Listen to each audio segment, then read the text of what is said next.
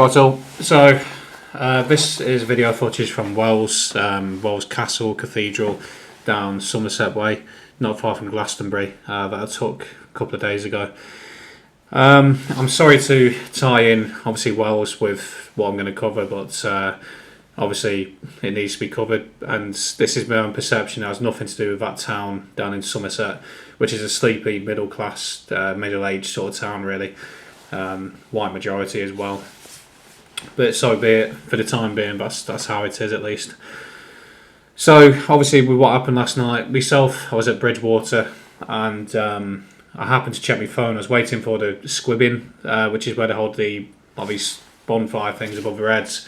They were taking too long. The last train was coming. I had no other choice other than to go.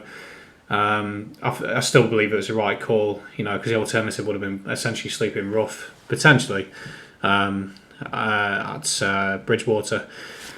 But instead, I went and I got the train and I got back and started an epic journey back to Derby, which was a long, hideous journey that was, from Taunton to Derby.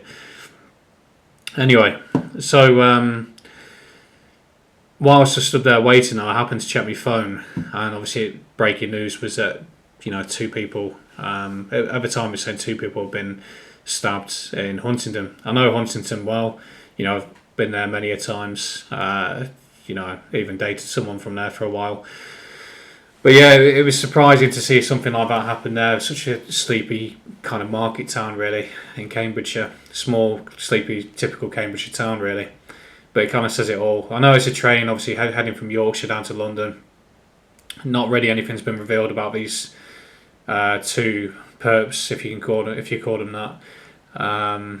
But obviously now we know that they're black, Afro-Caribbean descent.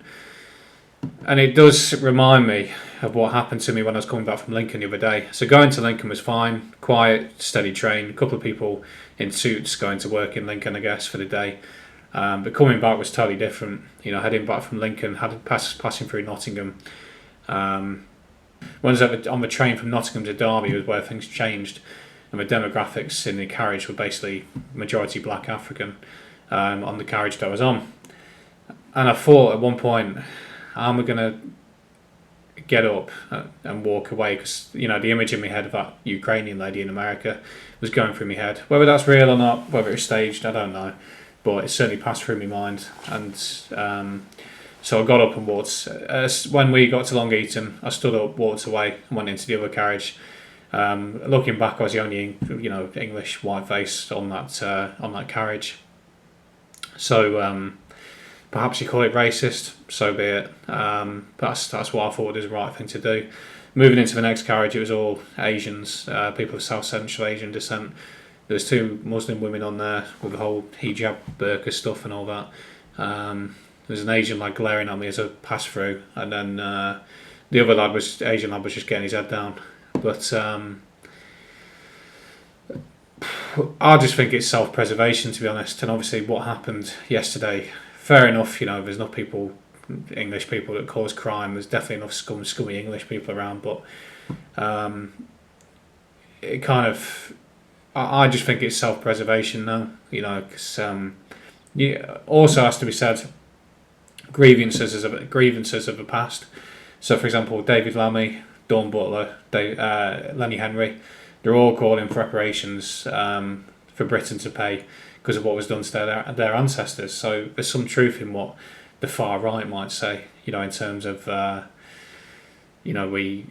they see their ancestors as being Africans, so how can it be native to Northwest Europe if their grievances are towards their ancestors who were Africans, and all of a sudden the British are native to this country?